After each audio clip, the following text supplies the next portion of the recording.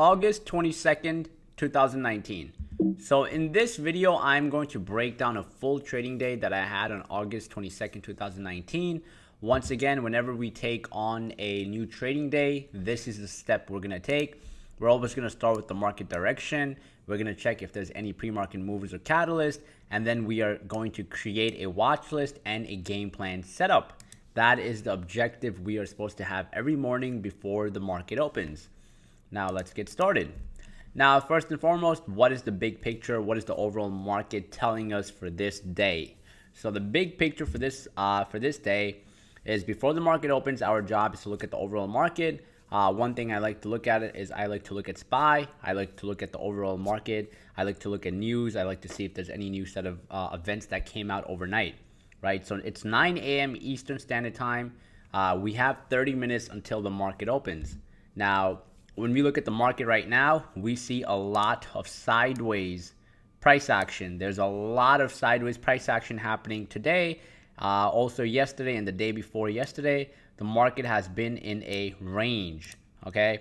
Another thing, markets have been trading very sideways this month due to uncertainty in the market related to Fed cuts and China deal. So when we look at the overall market, you guys can see market tanked. After the market tanked, the market has been in a sideways direction the past month, right? So the whole month of August, the market has been very, very choppy. There has not been any sense of direction. Now, trading in days like this is very hard. It's very hard to kind of capture certain plays because there's no real direction. What we want to see as traders is we want to see direction, right? The market hates seeing or being in a place of uncertainty where it's kind of like, hey, I don't know what's going on. And for the past few weeks, that's what's been really going on. The market's kind of like, hey, we're very, very, very uncertain. We don't know what's happening. And that is due to the China deal and the Fed cuts. The Fed is saying, hey, we don't know if we're going to cut more rates this year. We don't know what's going to happen. They're not certain. And we don't have any direction on the China deal, and that's causing a lot of noise in the overall market, and people are very, very fearful, and there's no real direction. And once again, that makes it hard for us to kind of take on some solid trades. Now, once we get the big picture, the next goal is to go look for any pre-market movers or any stocks with any catalyst.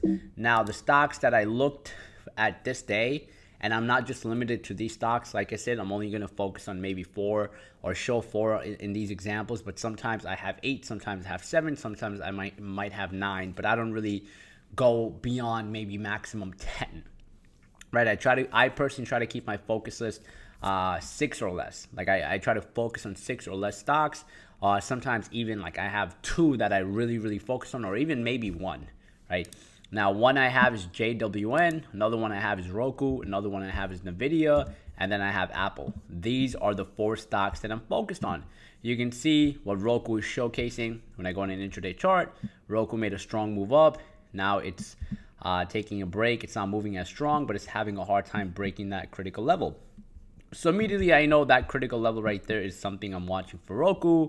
JWN, the reason I'm watching JWN is JWN had earnings. They beat earnings, but I actually didn't really like their earnings as much because what they stated is that they're going to decrease guidance. And usually when a company is decreasing guidance, that kind of affects the stock price a lot. Same thing with Nvidia. Nvidia is trying to break this critical level. Nvidia dumped very, very hard, and now it has been trying to recover.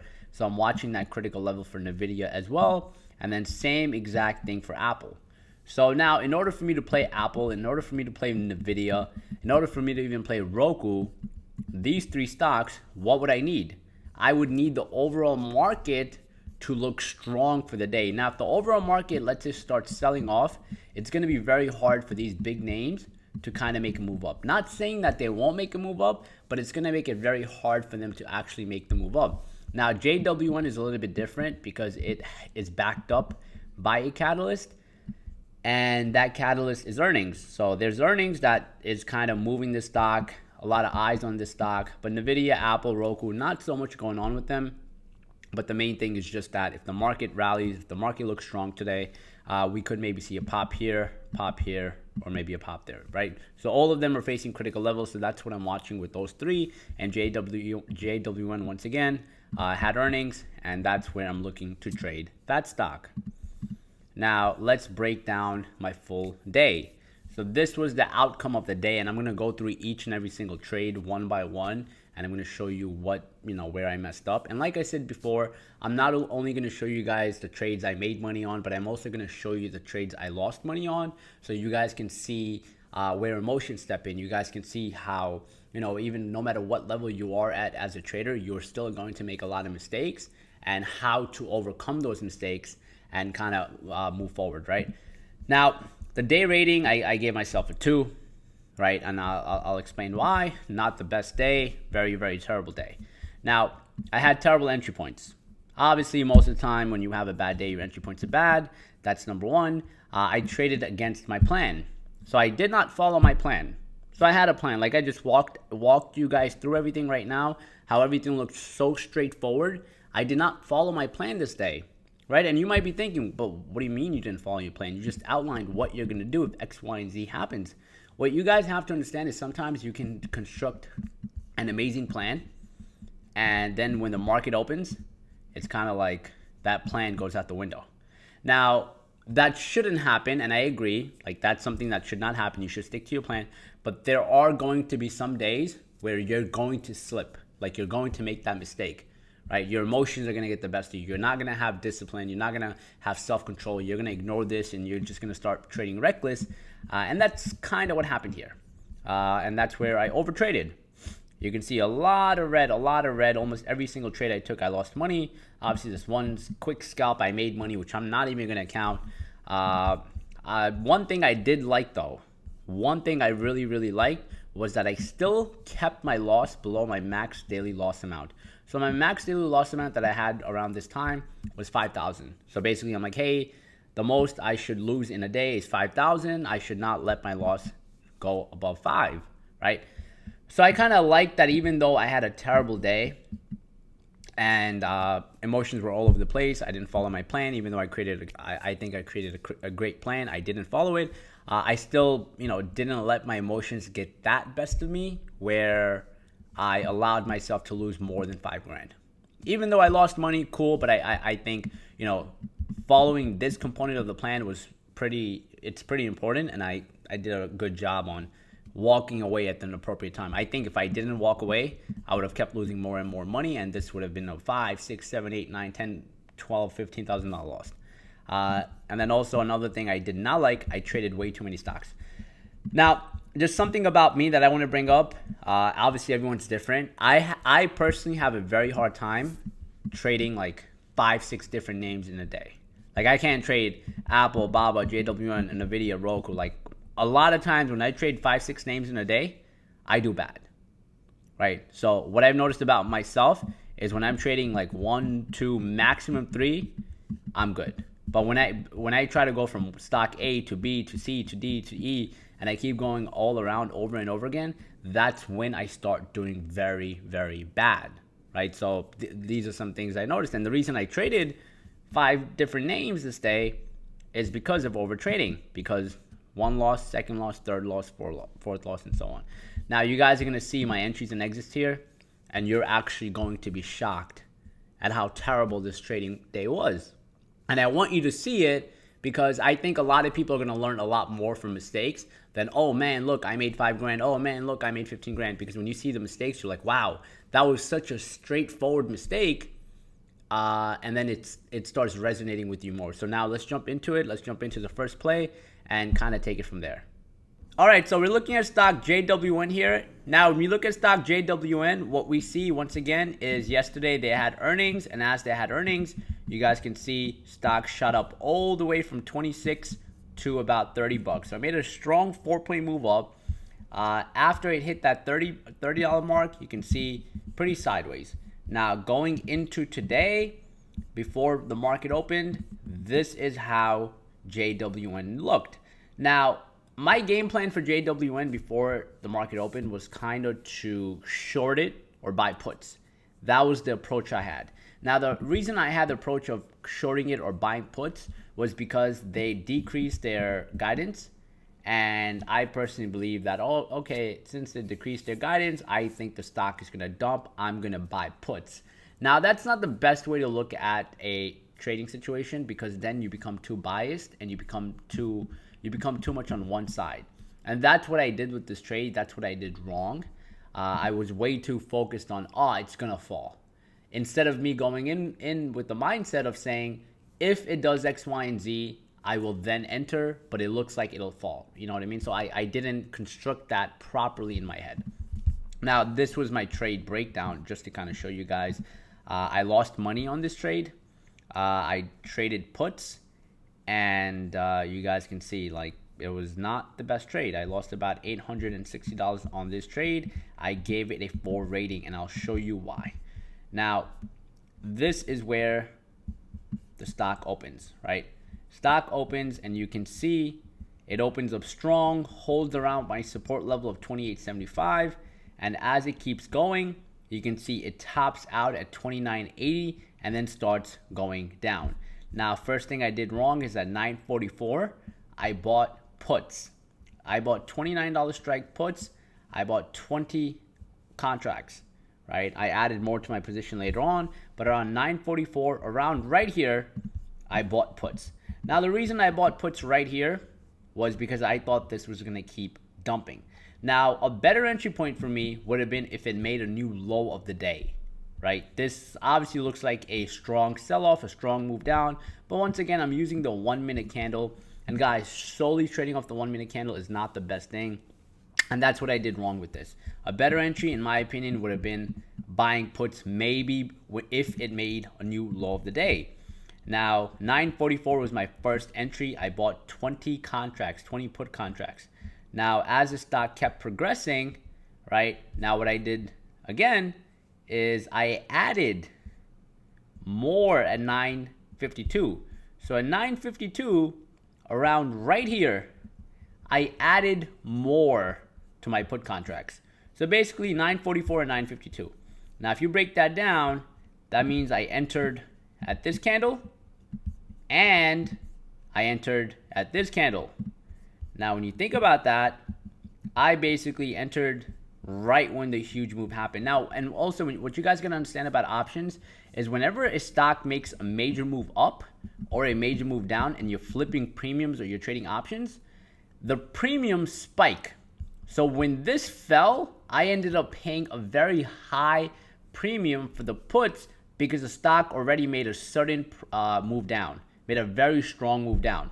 Same thing in this situation. If I wait, right, since it's going up consistently, that would affect the premium price, and the premium would rapidly increase and go higher and higher and higher, right? So once again, terrible entry points. Like this entry point here and this entry point there are terrible.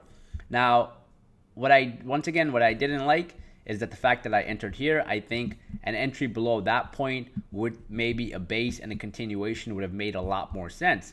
Second, adding here also didn't make sense. Now, what I realized after I took the trade, the reason I added here was because I was already in the position and I was already so fixated with the idea that JWN is going to fall. It's going to go lower and lower and lower. So let me enter, right? And that's what kind of messed me up. Now, what happened around 9.54, I cleared my full position. So 9.54, we go to 9.54. This is where I cleared my position because I was kind of like, okay, it's not falling. It's breaking this level again. It's looking strong. I don't think I should be in this trade. And then obviously it went higher, made a new high of the day. And this is what happened throughout the day. Now, if you look at SPY, also SPY around 9.40, right? This is also the cool thing about SPY. When you guys look at SPY, this is what happened with the overall market. So the overall market around that time, you can see 9.45, 9.44. At the same time I took my entry, gave me a confirmation because it's like, wow, the market is also selling off. The market also looks like it's probably going to fall. And because of that, I should add. Now, that's never a good approach until you get confirmation. So when we compare these side by side, you guys can see 9.43, 9.44. First entry here, And when you look at 944 and you look at the overall market and you look at SPY, this is what you see here. So it's like, okay, it's going to dump.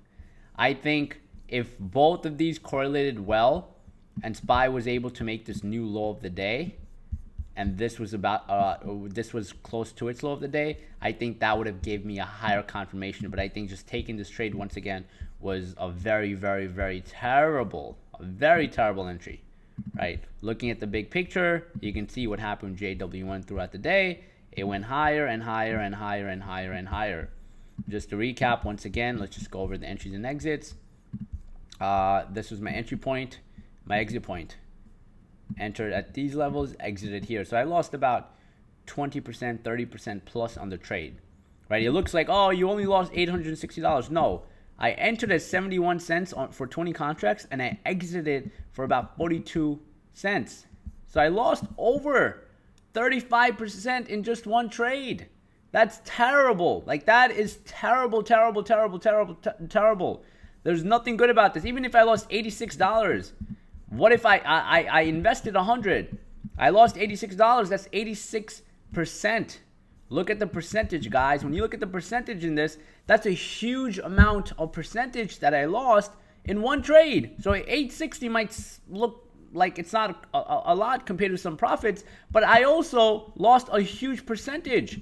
Now, if I traded this with the size I usually trade, this maybe would have been an $8,600 loss, right? So this was completely a terrible trade. And the reason it was a terrible trade, very simple, right? Because I went in with the mindset that, oh, they cut guidance. I think it's going to dump. I think it's going to go lower. And the moment I seen a little bit red, right, I was like, yes, it's going to dump. There you go. I entered. Then when I see the next red, I'm like, okay, it's going to keep going down. It's going to keep going down, and enter again. Not the best approach, guys. This right here, when you look back at it, right, it's very easy now to say, why would you short? Why would you buy puts? But you have to understand, when you're in the current moment and when you are trading, things are a lot different, right? Now, let's go and let's look at the next example. Now, the next example is NVIDIA. So the second stock I traded was NVIDIA. So you guys can see NVIDIA, I had put options. I also lost money on it. I lost $1,900 on NVIDIA. Now, like I mentioned before, NVIDIA did not really have any solid plays. But now this is what I want to show you on NVIDIA. Now, if you guys go back to the beginning of the video where I showed you my game plan, which wasn't an in-depth game plan. It was very generic, very, simple, but it still had some strength behind it. And you guys are going to see what I mean by the strength it had behind it. Now, looking at NVIDIA, right? This I gave it a 1, like the lowest amount, 1. This was a disgusting trade. It was worse than my last trade, right? Terrible entry points, traded with no confirmations. The only good thing was probably my good exit points. Like I was able to cut losses. Like, that's the only good thing.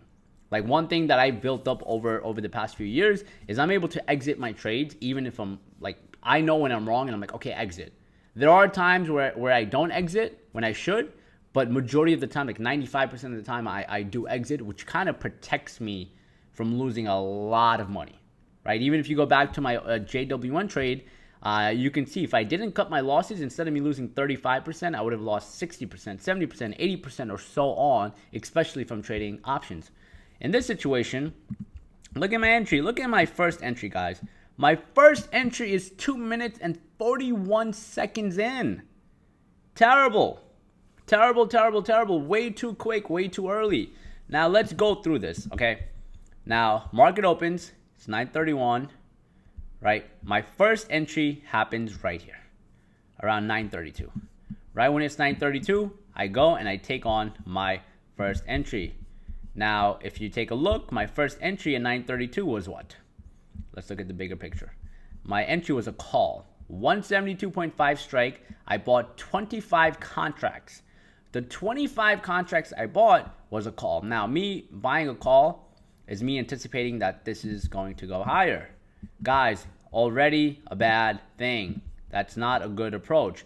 Now, when you look at the overall market, right, you guys can see right here, this is SPY, this is NVIDIA.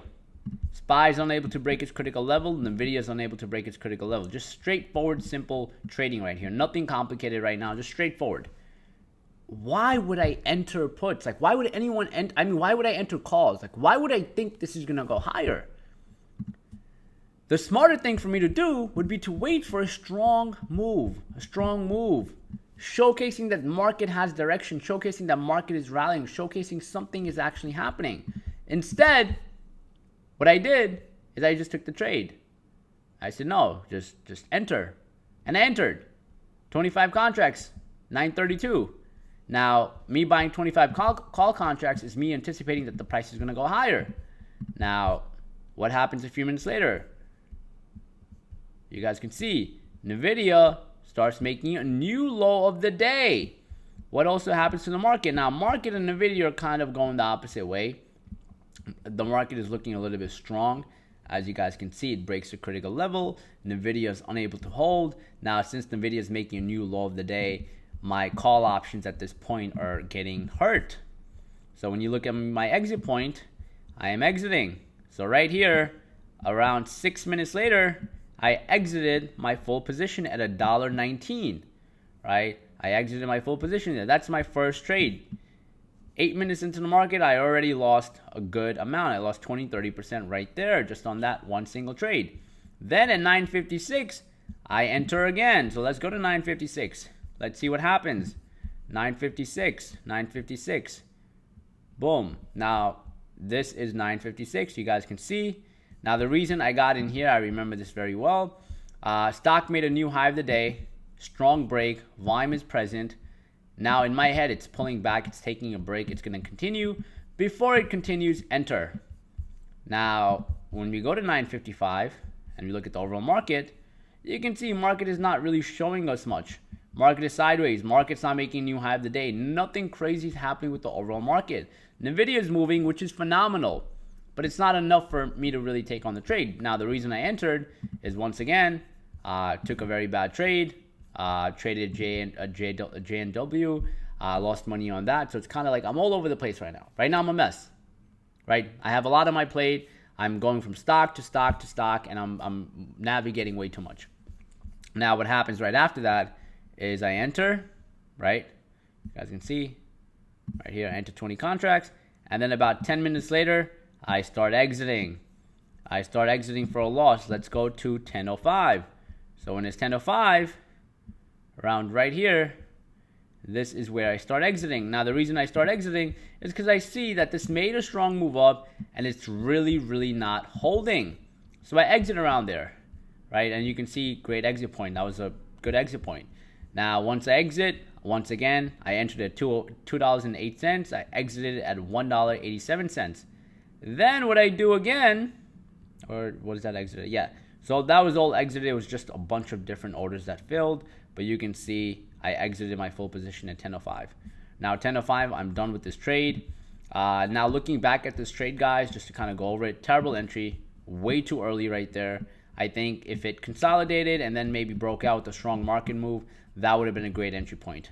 I also think me waiting until this point right here to exit was way too low. I should have exited somewhere around there. I would have saved a little bit more. Like, I wouldn't have lost as much as I did.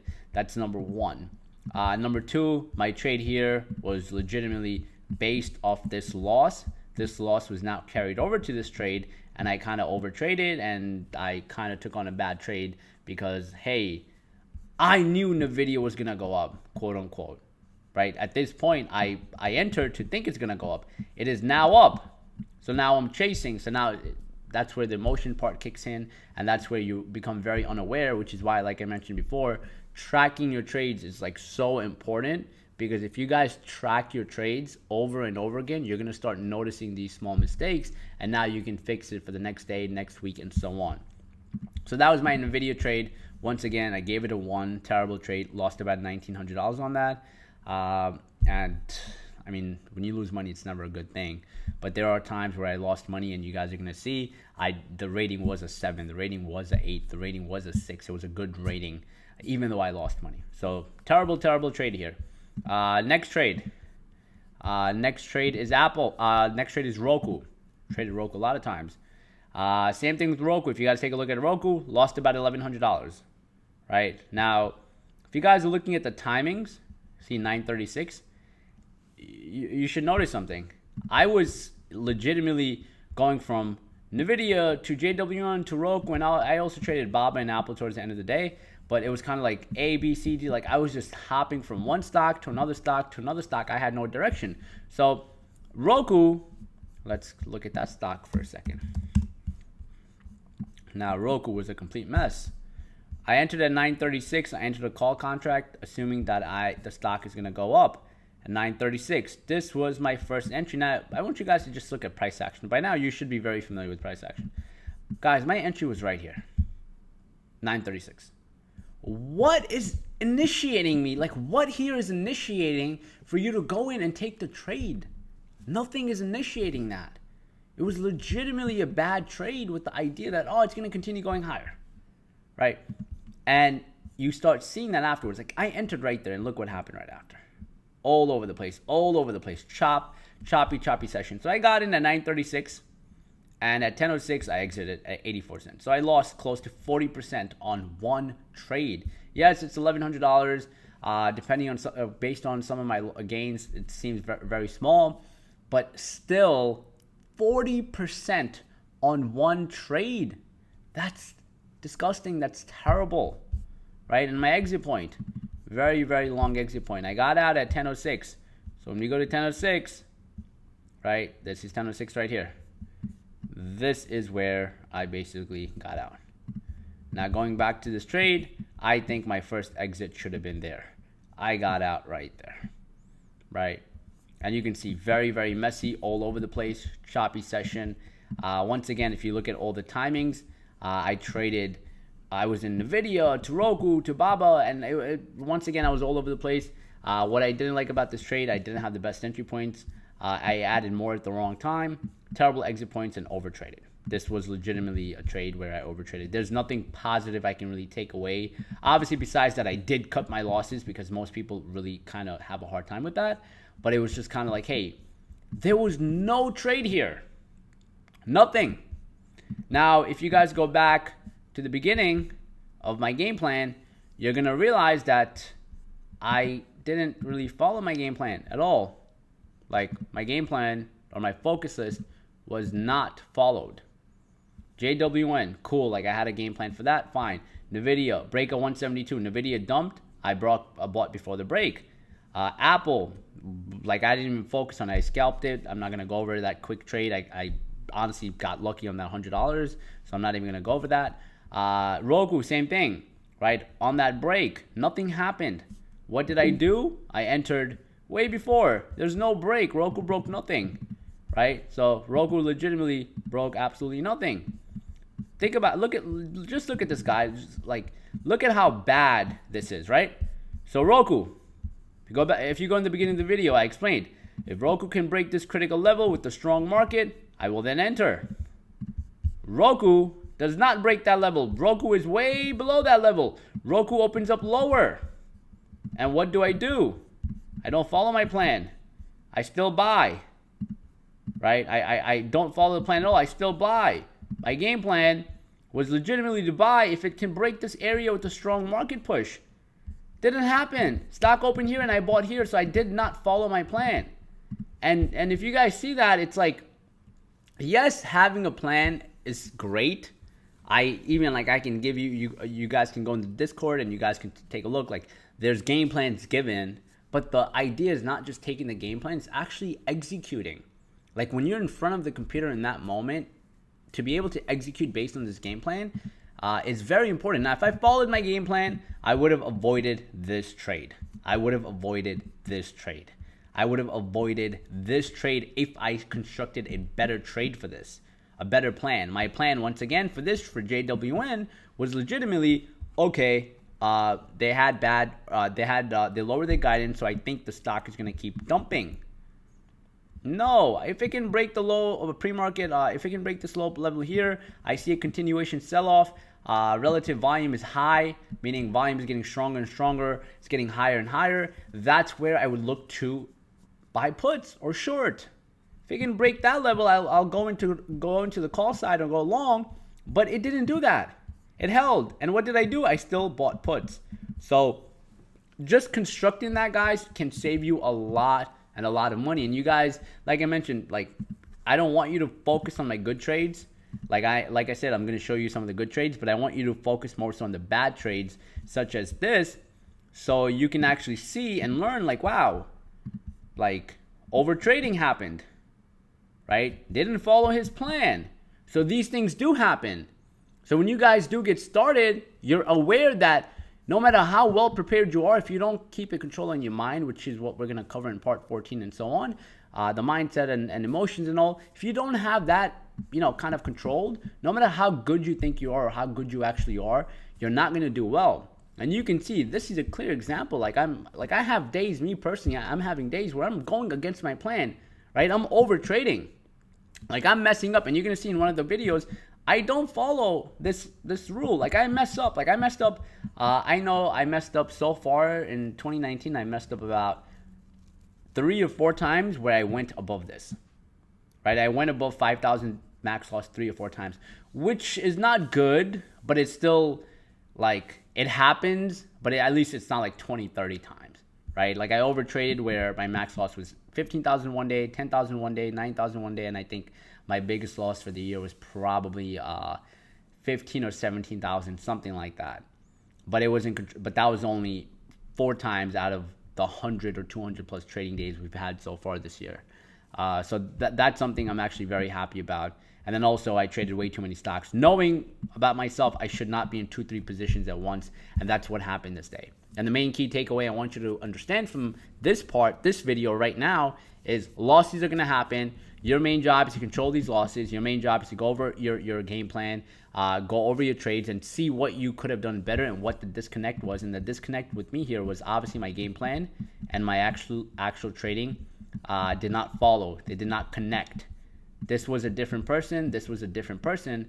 And that actually made me lose money on this particular trade. And once again, that's what I want you guys to take away from this video.